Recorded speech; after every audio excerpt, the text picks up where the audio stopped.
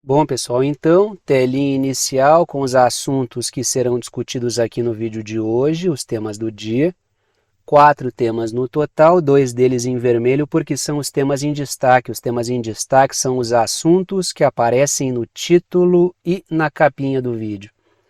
E aqui embaixo um recado que é sempre importante. A minutagem permite que você selecione na linha do tempo o tema que quer assistir, de forma que vocês podem assistir ao vídeo inteiro ou apenas aqueles assuntos que forem do interesse de vocês. E sem mais delongas, a gente parte para o primeiro tema, que é o seguinte: lá na parte superior da tela, dentro daquela caixinha preta, eu coloco o seguinte título: Outro rival da Rússia fraqueja no fronte. Para abrirmos esta discussão, eu trago a seguinte matéria do The Guardian. Exclusivo, a administração Zelensky expressa a frustração com Keir Starmer, que é o primeiro-ministro do Reino Unido, sobre a falta de mísseis. Eu coloquei outro rival da Rússia fraqueja, porque os Estados Unidos também negaram a Ucrânia isso aí. E não é porque houve a transição dos conservadores para os trabalhistas no Reino Unido que houve essa transformação. O fato é, o quadro geral mudou, porque os Estados Unidos já recuaram também, de forma que hoje a grande discussão que a mídia corporativa está pautando, e é uma mídia que tem uma visão favorável à OTAN, é como se dará a saída da OTAN desse apoio à Ucrânia, como a guerra acabará. Hoje a grande discussão é essa. A grande discussão não é o prolongamento da guerra ou o envio de mísseis para a Ucrânia. Muito pelo contrário. A grande discussão que está sendo feita hoje pela mídia corporativa é como se dará o fim da guerra.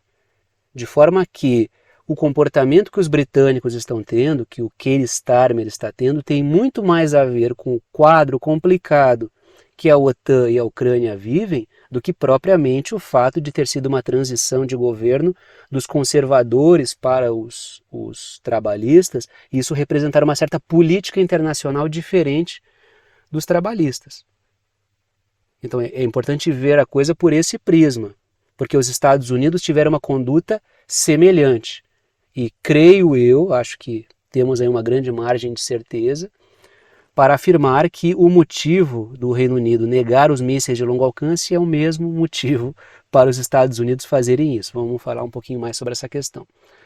Aí na foto para vocês está o Keir Starmer, que é o primeiro-ministro britânico. Trago 2 pontos, começo pelas letras vermelhas.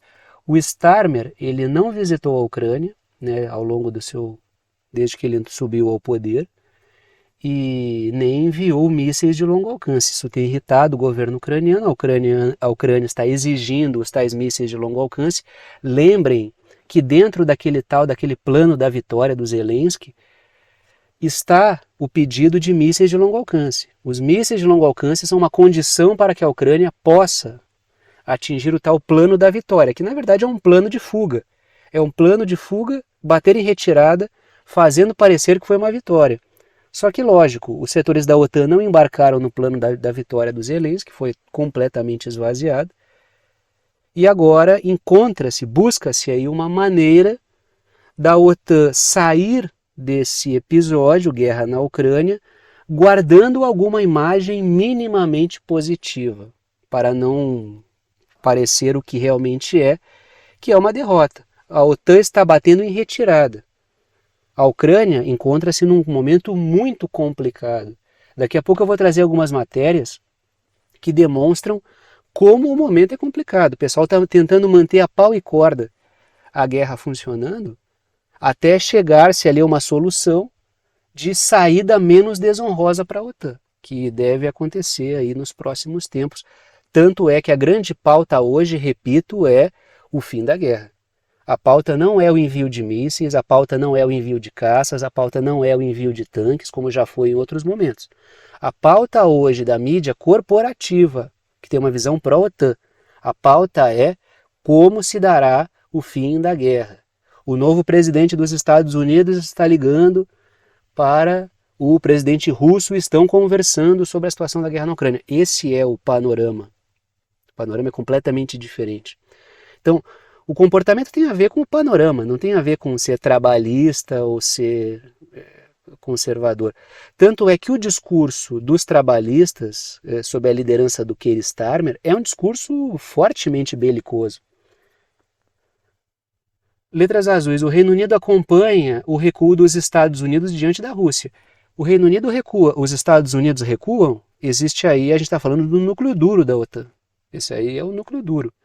Se esses aí estão recuando, é porque o quadro ele é bastante delicado. Ou vão tentar empurrar isso aí para a União Europeia, para a Europa continental, abraçar essa causa? Isso aí é muito divisivo mesmo. Letras vermelhas. Tá aí a foto do Zelensky, presidente ucraniano. Os Estados Unidos recuaram, é importante lembrar, sempre importante lembrar, não recuaram por humanismo, porque refletiram sobre sobre a violência da guerra, sobre o momento complicado, tiveram um surto de consciência, não tem nada a ver com isso. Perceberam que jogaram a Ucrânia numa situação difícil, tem nada a ver com isso aí. Letras vermelhas, lembrando que os Estados Unidos recuaram da sua ideia de enviar os mísseis de longo alcance depois da Rússia anunciar a sua nova doutrina nuclear. Países que armam a Ucrânia com mísseis de longo alcance podem estar na alça de mira de um ataque nuclear russo. Foi isso aí que mudou o quadro. A gente discutiu isso aqui bastante, até a exaustão. Eu discuti bastante isso porque isso continua reverberando. Olhem aí, ó, o Reino Unido é mais uma etapa disso aí. Por isso que eu fiz questão de discutir. E a grande questão, assim, o grande barato da gente todos os dias aqui falar sobre o que está acontecendo no mundo é que a gente vê esse desenvolvimento. Letras azuis. Ninguém quer ficar exposto após falas mais sérias sobre o fim do conflito estar próximo. Ora, se o cenário é vamos discutir o fim da guerra, por que diabos o Reino Unido se meteria, como se diz, de pato a ganso e enviar os mísseis de longo alcance se ninguém está falando sobre isso? Os Estados Unidos não pautam isso, a Alemanha nunca quis falar disso. Os mísseis Taurus ali nunca estiveram na mesa para a Ucrânia. A Alemanha não foi tão longe, mesmo com todo o capachismo do governo do Olaf Scholz, mas a Alemanha nunca foi tão longe. E o Reino Unido é que era mais ousado. Se a gente traçar aí um panorama, fizer uma média dos comportamentos ao longo dessa guerra, eu acho que a média assim, de falas mais ousadas, na minha opinião, é sempre muito difícil fazer um balanço desse tipo. Não sei o que vocês acham, mas se a gente traçar um panorama desde o primeiro dia da guerra até agora, e pegar uma média de elevação de tom, baixou e assim por diante, acho que o Reino Unido e a Polônia foram constantes nessas falas mais pesadas. A Polônia depois recuou por N circunstâncias, protestos de agricultores, problemas com refugiados ucranianos, atritos com o governo Zelensky. Então a Polônia teve seus altos e baixos, mas ela teve mais altos nas provocações do que baixos. Acho que os pontos de provocação da Polônia foram muito altos e eles não são compensados pelos pontos de maior calmaria. De forma que Reino Unido e Polônia foram os grandes agentes provocadores. A guerra não terminou lá no início, com aquela mediação da Turquia, que vocês devem lembrar desse episódio, porque o Boris Johnson, naquele momento primeiro-ministro britânico, conservador, ele não permitiu que isso acontecesse. Isso aí tá mais do que registrado. Não é uma suspeita, não é uma hipótese. Isso aí todo mundo já trouxe isso para discussão no cenário internacional. Então não é nenhum segredo de Estado. Se o Reino Unido adota essa conduta, não é por causa de trabalhista, não é uma conjuntura internacional. E continuamos a falar aí dos Estados Unidos, Reino Unido, Rússia, Ucrânia, porque o governo Biden permitirá que contratados militares dos Estados Unidos sejam enviados à Ucrânia pela primeira vez desde a invasão da Rússia. Ou seja, empresas vão fazer um papel lá vão cumprir um papel, já vou discutir com vocês isso aqui na Ucrânia. Isso tem uma margem de risco, isso pode gerar uma série de percalços, mas acho que o momento exige, porque até que exista um desenho mais elaborado de como será o fim dessa guerra, e isso não vai acontecer do dia para a noite, não vai acontecer em 24 horas, e é preciso manter a coisa pau e corda lá, como eu falei. Por isso que eu falei, ó, depois eu vou falar de notícias que mostram que o momento é complicado. Esse aqui é um exemplo. Enviar empresas sob risco de pessoas serem ali desses trabalhadores, dos empreiteiros militares serem atacados, isso envolve um risco que os Estados Unidos não queria assumir antes, está assumindo agora por causa do quadro complicado. Até porque os Estados Unidos hoje vive um governo de transição, é uma transição que está sendo feita de um presidente para outro. Nada exclui a possibilidade de o governo que está saindo criar percalços para o governo que está entrando. Isso é uma possibilidade, sempre deixem isso aí. Mas o governo que está saindo disse que a democracia fala mais alto, que a transição será tranquila. Isso é o que todo político fala, né? Letras vermelhas, tá aí o João Biden, aí, o Joe Biden. Letras vermelhas. Empresas atuaram na manutenção de equipamento militar e atuarão, tá? Eu botei atuarão ali porque eu estava dormindo quando eu escrevi, atuarão, tá? Empresas atuarão na manutenção de equipamento militar. Peço desculpa pelo erro, é desatenção mesmo. Eu estou fazendo, estou lendo, estou digitando, aí passa, tá? É atuarão, né? R-A-R-A, tio e o O, né? Atuarão. Na manutenção de equipamento militar. E isso, só que se acontecer qualquer coisa, essas empresas é que são responsáveis pelo risco e também são responsáveis pela manutenção da segurança dos trabalhadores. Ou seja, o bom, o mal e velho te vira. Isso é um problema de vocês. Isso acontece num cenário adverso. Existe a necessidade disso.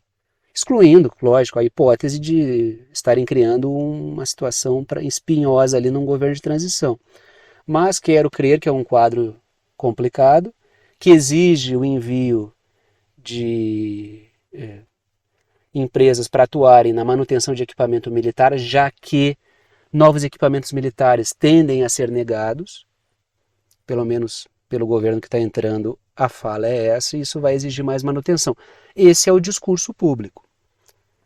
Letras azuis. Crise terminal da Ucrânia exige manobras de maior risco. Aqueles setores que querem dar uma sobrevida a essa guerra, pelo menos até que se encontre uma saída menos vexatória para a OTAN, vão fazer ali um trabalho de gambiarra nesse final para tentar manter as coisas. E sei que vocês estão pensando numa hipótese aí que eu vou trazer ela daqui a pouco. Letras vermelhas. A manobra pode ser desculpa para enviar mercenários, porque quando fala-se que a responsabilidade da segurança é dos empreiteiros que estão indo para lá, o discurso de blindar empresas de ataques, isso pode ser um envio mais acentuado de mercenários, até porque, como eu coloco nas letras azuis, a Ucrânia vive uma crise de recrutamento e muitas deserções. Então, para cobrir algumas funções ali, mais alguns mercenários, porque mais tem lá na Ucrânia, mais teve e mais tem na Ucrânia é mercenário. É uma quantidade enorme de mercenários que estão lá e que já não estão mais lá, porque já desencarnaram. Então existe uma quantidade enorme de gente que foi para lá, de variados países da América Latina, uma série de pessoas foram para lá, para atuarem como mercenários em troca, né, de pagamentos para lutar. E isso não seria novidade, não seria nenhum fato novo. Apenas é uma desculpa para se fazer essa mesma coisa usando uma narrativa diferente. Assim como lá na Ucrânia tem um monte de, entre aspas, instrutores da OTAN. Esses instrutores estão lá lutando, lógico. Isso aí não tem nem... Mas o discurso oficial é de que são instrutores, que estão lá apenas auxiliando, estão cobrindo funções, num cenário de penúria de recrutamento. Muita gente está fugindo, tanto é que falei para vocês aqui sobre recrutadores caçando no laço pessoas para irem para o fronte, invadindo festas, pegando gente na rua que está almoçando. Tem vídeos disso registrando os caras pegando no mata-leão mesmo, jogando na van, tipo cena de filme. Isso é uma realidade. Bem documentada, diga-se de passagem. Então, isso não estava sendo permitido até então, os Estados Unidos evitavam, mas acho que esse quadro de final de festa aí, ele força esse tipo de manobra mais arriscada. Aí o Macron andou falando sobre o panorama atual, à luz de várias coisas.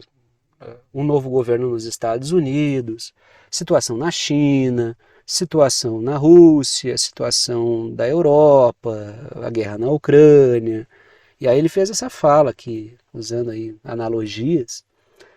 É matéria do Portal Político. A Europa precisa desenvolver alguns dentes ou corre o risco de ser devorada pelos carnívoros do mundo, diz o presidente da França. Ele falou, temos que nos tornar carnívoros, porque se formos herbívoros, seremos devorados pelos carnívoros. Foi mais ou menos isso que ele falou. Isso é palavras dele, tá? Por favor, não me coloquem aí nessa coisa. Só estou passando a mensagem, só estou repassando a mensagem que ele colocou. E tá aí a foto do Macron, tá aí a França. O Macron, mais uma vez, ele lança a mão daquele expediente de liderança da Europa, né? O grande líder da Europa. Quando faltarem as outras forças auxiliares, quando Estados Unidos e Reino Unido fraquejarem, lá estará a França, a grande liderança da Europa continental. Ele está colocando de novo isso na mesa. Não é a primeira vez, a gente falou várias e várias vezes sobre ele se posicionar dessa forma. Isso tem como tudo na vida, tem um motivo estratégico. Letras vermelhas. Nem tudo na vida tem um motivo estratégico, mas nesse caso aí tem. Letras vermelhas. O Macron explora o cenário de incerteza nos Estados Unidos para posar de liderança europeia. E isso também tem, talvez seja o principal motivo. A gente nunca, é sempre difícil. O que é geopolítico e o que é econômico? A gente nunca separa essas coisas, elas estão sempre entrelaçadas. E a indústria de armas da França capitaliza sobre esses vácuos de liderança. Tanto é que o Macron várias vezes, quando o Reino Unido e Estados Unidos vacilaram, e agora está essa discussão de deixar a guerra na Ucrânia sob responsabilidade da Europa continental, da União Europeia, lá vem o Macron, lá vem a França, somos a liderança mesmo, a gente segura a coisa na hora do vamos ver, aí claro, aí é fechamento de acordo de venda de armas. Outras vezes isso já aconteceu, o Macron fez exatamente a mesma coisa, e parecia um Napoleão prestes a invadir a Rússia. Provavelmente o resultado teria sido o mesmo que o do Napoleão, acho que bem pior na verdade. E por favor, não estou comparando o Macron com o Napoleão, né? Longe de mim, o Napoleão volta aqui e me passa a espada, né? Mas falas não, rompantes, assim, ameaçando a Rússia, que a França ia entrar na guerra. Nunca cogitou a entrada na guerra. A França, isso nunca foi levado a sério. Mas por quê? Porque isso dava um tom de liderança e isso abriu mercados para a indústria de armas e fecharam contratos realmente. Falei várias vezes com você sobre isso aqui. Agora é mais um episódio desse tipo. Da Europa, da União Europeia ter o seu plano militar. E isso é uma pauta que a França coloca há bastante tempo. Eu não estou dizendo que esteja errado. Não estou fazendo uma avaliação certa ou errado aqui. Estou dizendo que o Macron explora bem esses momentos. E lógico, a França quer projeção nesse cenário internacional, na Europa continental, a partir dessa crise de liderança de Estados Unidos e Reino Unido. Só que o fato isso é uma verdade incontestável. A OTAN nunca vai deixar a União Europeia ter um exército forte que não esteja diretamente submetido ao projeto britânico-estadunidense. Isso está fora de cogitação.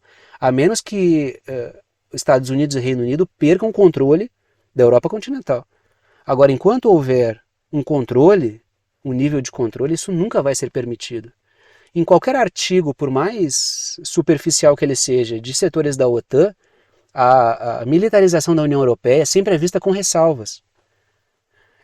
Pode acontecer desde que faça um papel complementar ao da OTAN. E muitos colocam até não precisa, porque para isso já existe a OTAN. Porque se a Europa continental desgarrar do projeto britânico estadunidense, a OTAN fica esvaziada. Letras azuis. China, Rússia e Estados Unidos são polos de força, isso é indiscutível. Ninguém aqui vai questionar. E a Europa fica à deriva, ela não tem um projeto próprio, ela fica à mercê desses jogos de força. Pressão de um lado, pressão de um outro, depende desse, depende daquele outro. Um vem e fala mais grosso, ela é obrigada a falar mais fino, porque ela não tem uma estrutura e um projeto próprio. Em pleno cenário multipolar, a Europa continental não é um polo. A Europa continental, ela é o quê? Ela é um território ocupado militarmente pela OTAN. E o projeto da OTAN é um projeto das oligarquias financeiras britânicas e estadunidenses. Ela é militarmente ocupada e politicamente infiltrada. Ou seja, o que o Macron está falando aí, e o Macron é um cara oriundo do mundo financeiro, da mais alta confiança desses mesmos setores aí que encabeçam o projeto da OTAN, mas ele também é pressionado por setores da indústria bélica francesa a fazer algo mais. Caso contrário, a França acaba virando uma força inexpressiva. E a França é um país que tem armamento nuclear. Ela não tem o mesmo nível ela não tem a mesma situação da Alemanha, por exemplo. A Alemanha é um país ocupado militarmente pelos Estados Unidos, é um país infiltrado politicamente por interesses transnacionais. A França, ela tem mais autonomia nesse sentido. Por isso que a gente vê o Macron fazer falas um pouco mais ousadas. Isso por força de quem banca ele no poder. Tem alguns setores franceses que estão extremamente incomodados com o rumo que as coisas estão tomando. A gente viu o caso dos agricultores franceses quando o pessoal cogitou deixar eles na chuva. Foram para a rua, pressionaram o Macron, foi obrigado a recuar. Quando tem uma possibilidade de botar a indústria de armas da França, fazê-la avançar, o Macron faz isso por quê? Porque são setores que lhe bancam no poder. Continuamos aí na Europa, por quê? Olha aquele cenário que eu falei para vocês. Isso acontece lá no Báltico, isso já é uma realidade na Eslováquia, já é uma realidade na Hungria, já é uma suspeita na República Tcheca. A Romênia, isso já começa a crescer e isso começa a crescer muito na Bulgária. Ou seja, existe um cenário na Europa que ele predispõe a população a votar em candidatos, a optar por candidatos que afastem o seu país do projeto de crise, que é o projeto da OTAN. Não é tirar o país da OTAN, não estou falando disso. A Bulgária é um país da OTAN. O que eu estou dizendo aqui é aquele projeto de crise das oligarquias financeiras britânicas e estadunidenses que têm devastado a Europa. Prolongar a guerra na Ucrânia, sancionar energeticamente e, no geral, a Rússia. Isso aí gera uma crise na Europa e o povo responde de uma certa forma a essa crise. E é evidente que se há uma crise, as pessoas vão pedir mudança e conseguem farejar, embora muitos não compreendam exatamente o que está acontecendo, conseguem pelo menos intuir que tem algo de errado ali com certos projetos, que estão ampliando a crise. Trago a seguinte matéria. Há pouca esperança de que surja um governo estável nas últimas eleições da Bulgária.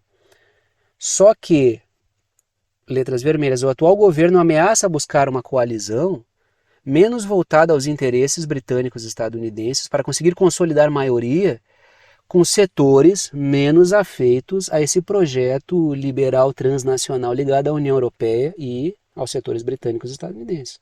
Repito, ninguém vai falar aqui sobre saída da OTAN ou romper com qualquer bloco.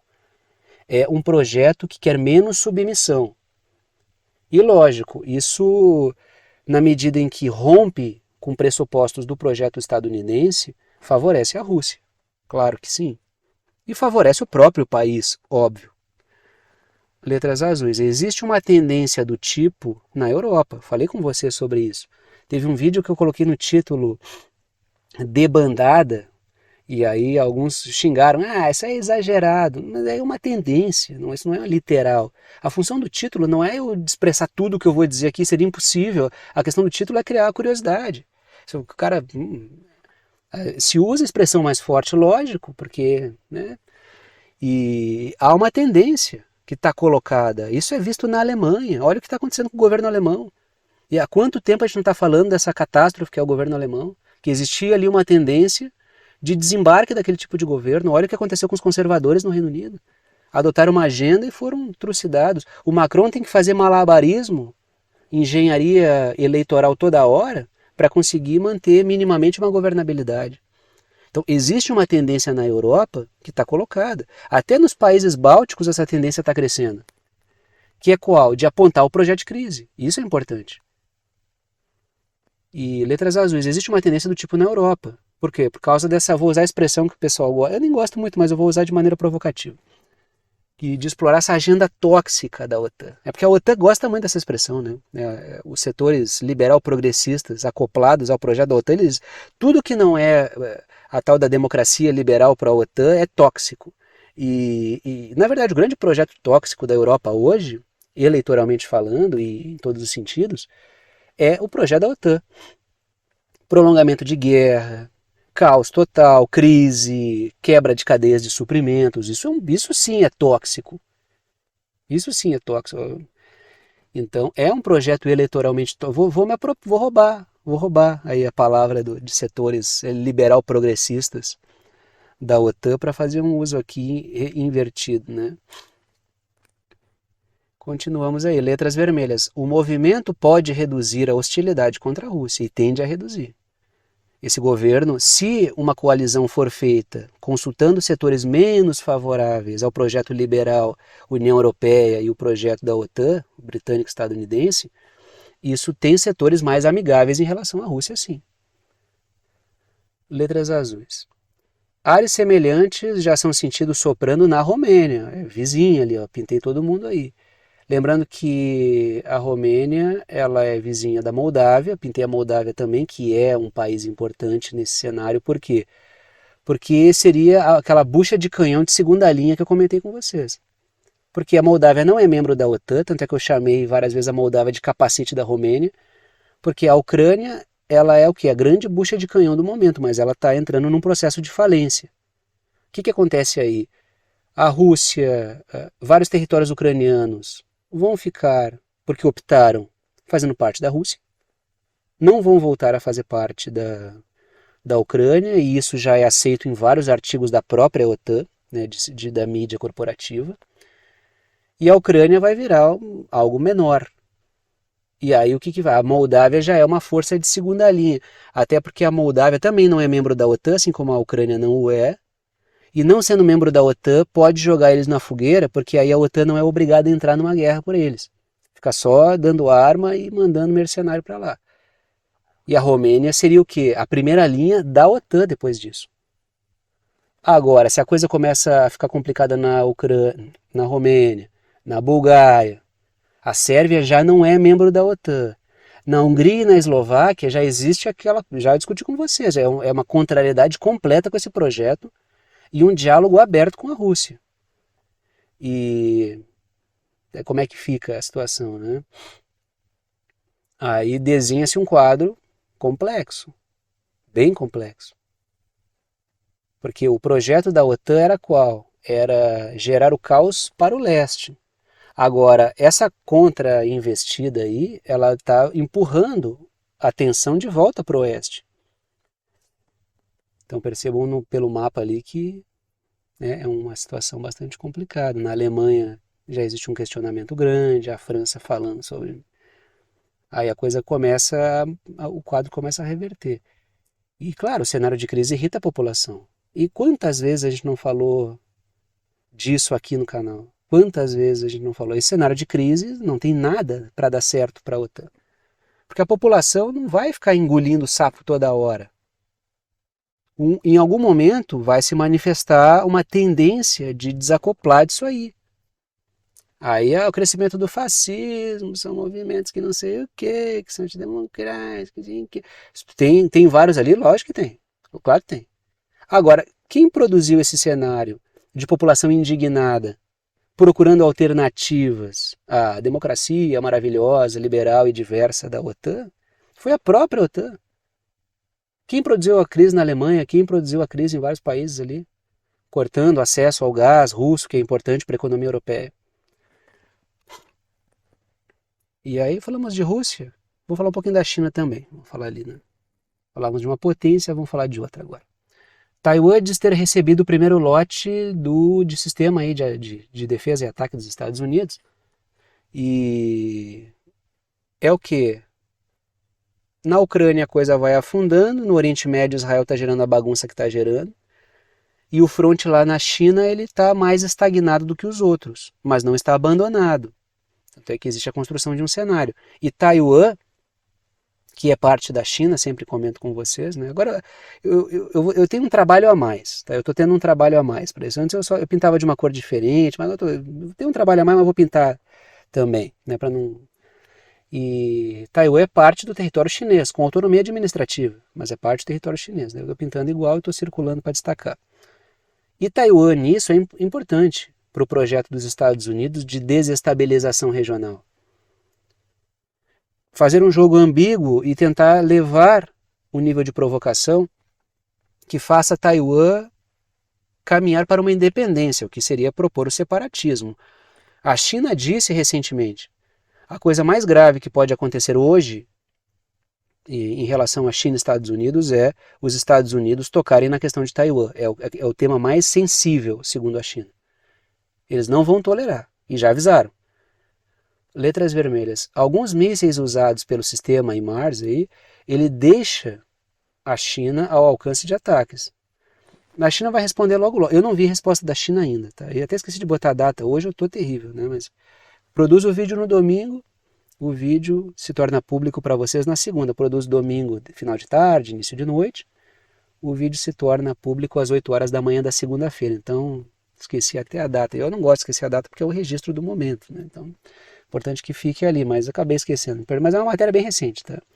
Mas eu ainda não vi a resposta chinesa, mas certamente ela se dará e vai ser aquela resposta educada, sutil, mas bem pesada. Isso se não vier em forma de exercício pesado. Né? Que ela não vai nem dizer nada e ela vai fazer aqueles exercícios que ela costuma fazer e deixa todo mundo de cabelo em pé. Todo mundo, eu digo Estados Unidos. Letras azuis. Tropas de Taiwan treinaram nos Estados Unidos para usar o equipamento. Eu até comentei sobre essas tropas estarem treinando lá. Acho que quando eu falei sobre isso não disse que era para o uso desse equipamento, mas eu me lembro de ter falado sobre essas tropas nos Estados Unidos treinando. E aí a gente vai para o Oriente Médio por quê? Porque o Irã forma alianças e perturba Israel e Estados Unidos.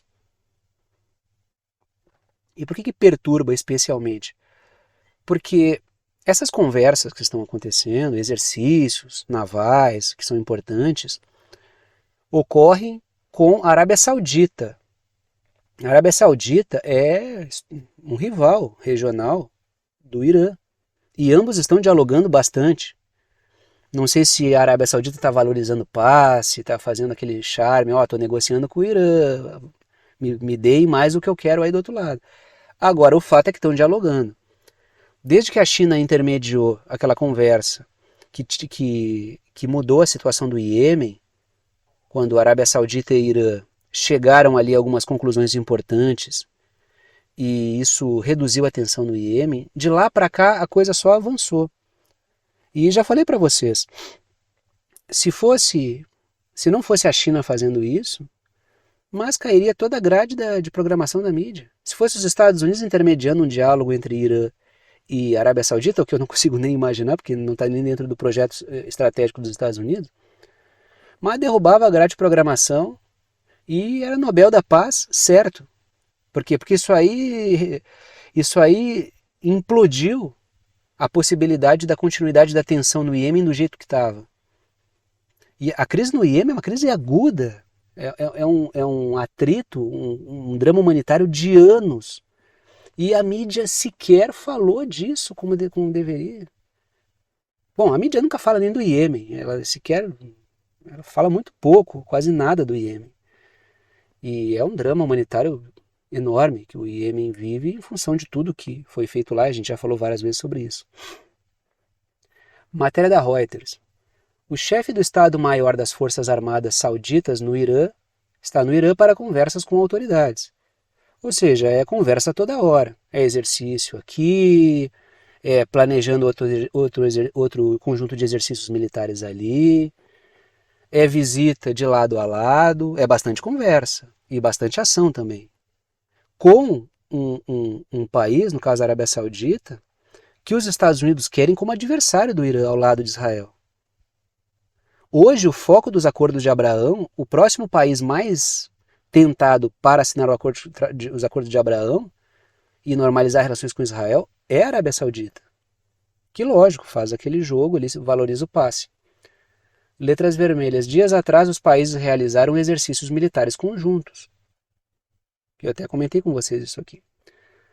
Tá aí o Mohammed bin Salman, que é o líder saudita. Letras azuis. O próximo governo dos Estados Unidos, houve a eleição presidencial, eu estou evitando falar o nome, porque é aquela coisa do alcance, né? Eu fiquei falando alguns dias aí sobre, não sei se teve relação ou não, mas eu testei, fiquei uma semana citando o novo presidente dos Estados Unidos, e eu falei várias vezes, se citar o nome dele, o alcance cai. E foi uma semana atípica, não sei se foi por causa disso, sei lá, mas foi uma semana atípica, né? Caiu um pouquinho a quantidade de alcance. Então eu vou chamar o próximo presidente dos Estados Unidos, que eu acho mais, né? Uma hora eu vou esquecer. A semana passada eu falei mesmo que foi para ver se era, mas caiu bastante, tá? Desde o início assim foi uma queda acentuada. Até fiquei um pouco assim, perguntei para você se estavam recebendo notificação. Aquelas perguntas que eu coloquei ali é porque eu estava achando meio estranho, assim. Sexta-feira tinha um número X, aí na segunda foi completamente diferente, onde eu já citei, né? E foi toda semana ali bem esquisita, na verdade. Teve só um dia que foi diferente, mas o resto foi tudo muito esquisito, bem abaixo do normal. Letras azuis. O próximo governo dos Estados Unidos tende a reaproximar-se dos sauditas após o trabalho do Biden. O trabalho do Biden foi um trabalho lambança, né? Isso para o projeto dos Estados Unidos. Porque a relação dele com o governo saudita foi horrível, foi terrível, foi muito ruim para os projetos dos Estados Unidos na região. Aí como entra agora o novo presidente, que tem uma relação bem melhor com o governo saudita, a tendência é de reaproximação. Mas repito, lá atrás o quadro era um, hoje o quadro é outro. A Arábia Saudita hoje está aí, dialogando com o Irã. Vamos ver como é que... E lógico, a Rússia está num outro patamar, a China está num outro patamar, o Irã está num outro patamar. A própria Arábia Saudita está num outro patamar. Letras vermelhas. Os sauditas foram alvo de forte assédio para a assinatura dos acordos de Abraão, que é a montagem daquele acordo que, dentre outras várias coisas, tem caráter econômico, político e assim por diante, é formar uma frente contra o Irã. Só que agora, assinar isso aí, com Israel fazendo o que está fazendo contra os palestinos e contra os libaneses, em boa medida muçulmanos, isso aí é muito impopular. A Arábia Saudita normalizar a relação com Israel agora seria um tiro no pé. O próprio Mohammed bin Salman falou, se eu assino isso aí, periga até me assassinarem. Pode ser jogo? Pode, mas isso não está longe da verdade. Letras azuis. A Arábia Saudita pode estar usando o diálogo com o Irã para barganhar, para valorizar o passe. Estou conversando com o Irã, vocês vão me vender mais arma, vão me dar tecnologia nuclear que eu quero, senão eu vou continuar flertando com eles aqui. Continuamos na região, porque um novo esquadrão de caças F-15 dos Estados Unidos chega à região antes do esperado ataque ao Irã. Ataque do Irã, né? Porque o Israel atacou o Irã e o Irã disse que vai responder. Pintou aquele burburinho de que a resposta iraniana viria antes das eleições, não veio. Daí ficou o Irã foi de novo no banho-maria. E agora fica aquele clima. E os Estados Unidos vão mandando bombardeiro, vão mandando caças. E a resposta não acontece. Mas o fato é que tem uma tensão no ar. Existe uma tensão forte ainda aí. Letras vermelhas. Os Estados Unidos visam dissuadir o Irã de qualquer resposta contra Israel, enquanto Israel ataca Líbano e Gaza. Israel continua patrolando lá, matando civis aos montes, né? Tem muito mais facilidade para matar civil do que os combatentes do Hamas ou do Hezbollah. E os Estados Unidos dando suporte para isso. Ele segue dando suporte, armando Israel para fazer isso aí tudo. E repito, com o novo presidente dos Estados Unidos, a tendência é de não mudar esse apoio a Israel. É muito pelo contrário, não sei se é muito pelo contrário, porque publicamente o atual governo dos Estados Unidos, que está desembarcando e que está saindo do Biden, publicamente ele critica, mas na prática ele fez tudo o que Israel quis. O novo presidente que está entrando agora, que ganhou as eleições, ele fala publicamente o que ele vai fazer. Por quê? Porque no partido dele, nos republicanos, isso não é um problema. Isso não é problema. Não é impopular. Agora, para os democratas é. Por isso que um faz, mas esconde. Mas faz. E o outro fala publicamente. Letras vermelhas. Os Estados Unidos... Ah, isso aqui foi o que eu falei agora. Letras azuis. Os caças ficarão na Jordânia, que eu pintei de verde ali para vocês. O Irã está pintado de amarelo, Israel de laranja. Então os caças vão ficar na Jordânia, que é um governo ali bem submisso a Estados Unidos e Israel. Até não estaria no poder se não fosse. E bombardeiros estão no Catar, que está pintado de rosa ali, né, numa base no Catar. Ou seja, está tudo ali guardadinho. O Catar já disse que não quer que a base seja usada para qualquer coisa contra o Irã, mas falar uma coisa, fazer outra. Continuamos na região porque, após a sua demissão, o Yoav Gallant, que era o ministro da Defesa de Israel, ele diz às famílias de reféns que o Netanyahu mantém desnecessariamente as forças de defesa de Israel em Gaza. Repito, tá? O Yoav Gallant, ele não é nem de perto um humanitário pró-palestino. Ele fez atrocidades de caso pensado, ele foi a favor, ele organizou a questão de usar corte de alimento para fragilizar os palestinos, cortar a água. Ele é um entusiasta de atrocidades. Só que ele faz por convicção de projeto. O Netanyahu ele acusa de fazer por projeto pessoal político.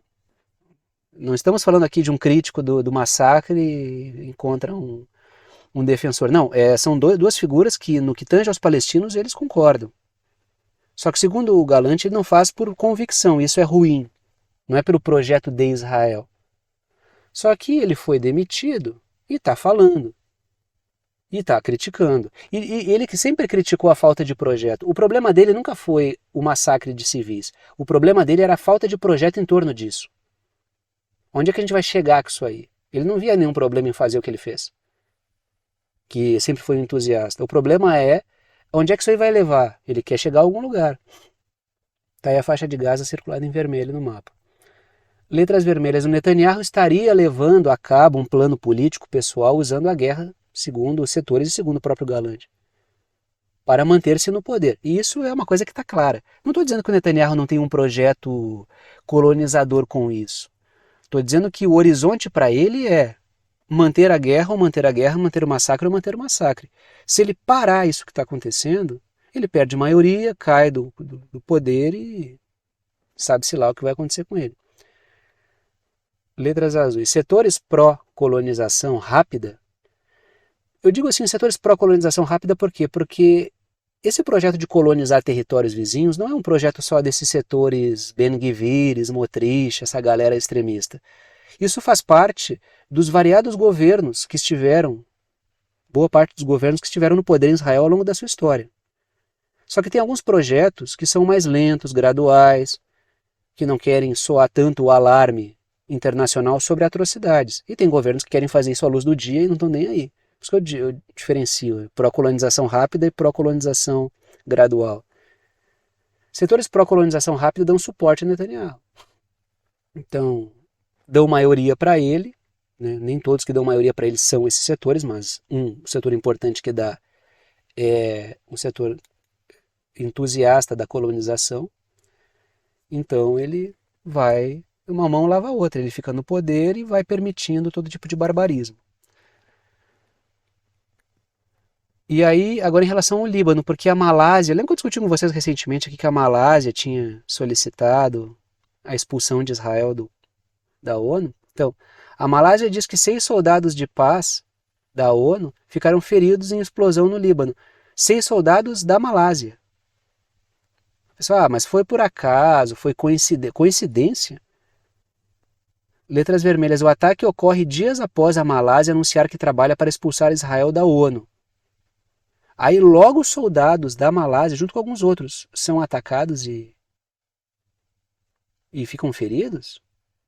É coincidência. Olha, é tanta coincidência assim. A coincidência é uma coisa muito rara, muito rara. Letras azuis. Israel busca formar uma zona tampão no sul do Líbano e não quer mais as tropas da ONU ali. Bom, não preciso nem dizer que isso é um desrespeito às leis internacionais e, né, que não tem mais fim. Mas Israel faz o que bem entende. E aí foi um dos temas do final de semana, porque os hooligans israelenses invadem Amsterdã entoando cânticos antipalestinos. E a mídia abordou isso como uma espécie de horda antissemita batendo em israelenses. A coisa não foi por aí. A coisa não foi por aí mesmo.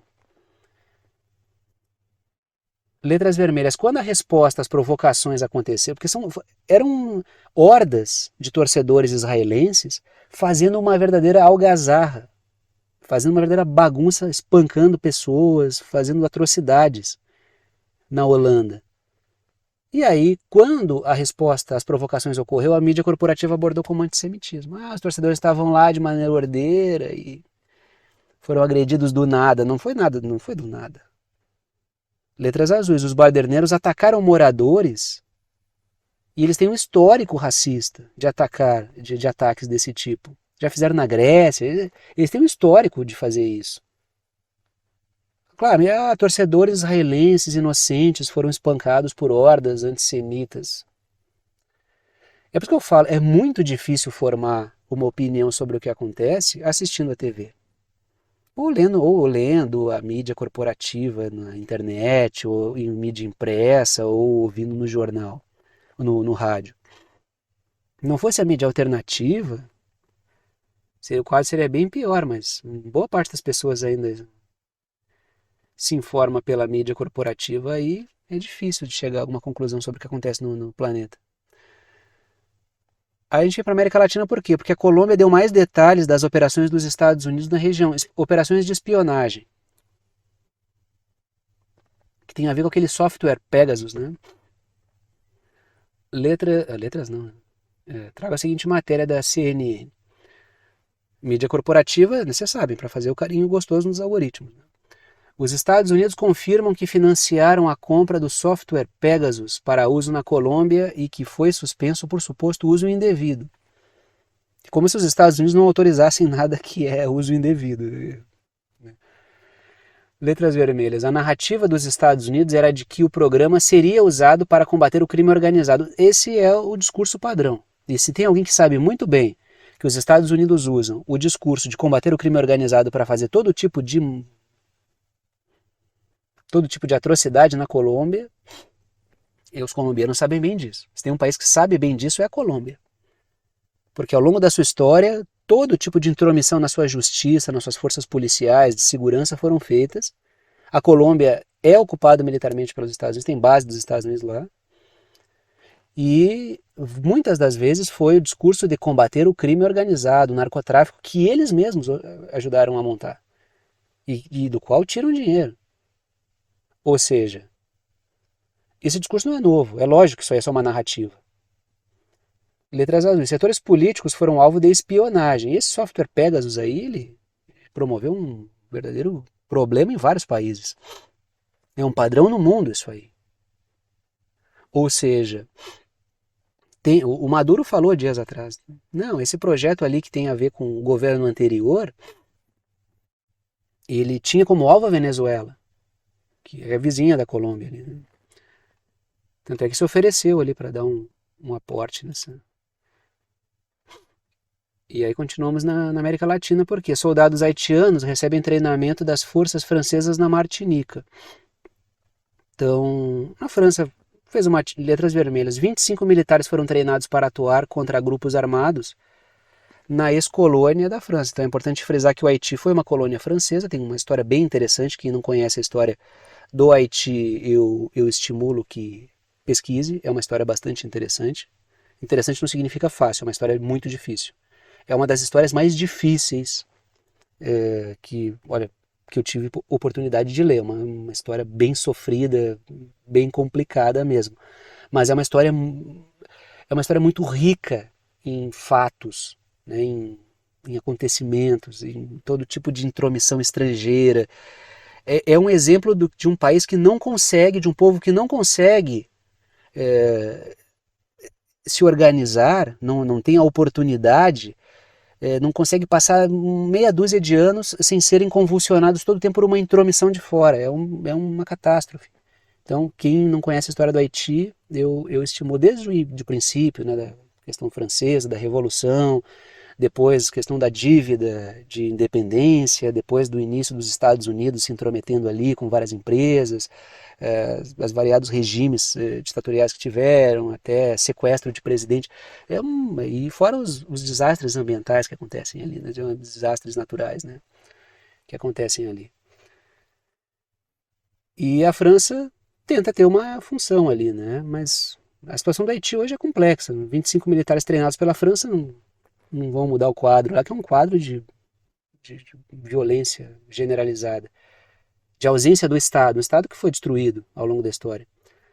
Letras azuis. Os Estados Unidos apoiam ações de forças militares do Quênia no Haiti. Aí a gente vê mais uma vez França e Estados Unidos, né, fazendo atividade. Uma ex-colônia francesa, que ao longo da história foi sendo gradativamente sequestrada pelos interesses dos Estados Unidos e constantemente convulsionada. Mas o fato é que a gente vê esse cenário de Estados Unidos fazendo uma coisa e a França fazendo outra, no continente africano, em vários países da Europa. Existe um atrito aí, né? E o quadro no Haiti é complicadíssimo. É complicadíssimo. Continuamos aí para encerrar o vídeo no continente africano, porque o Sudão acusa o Chad de apoiar a facção militar rebelde.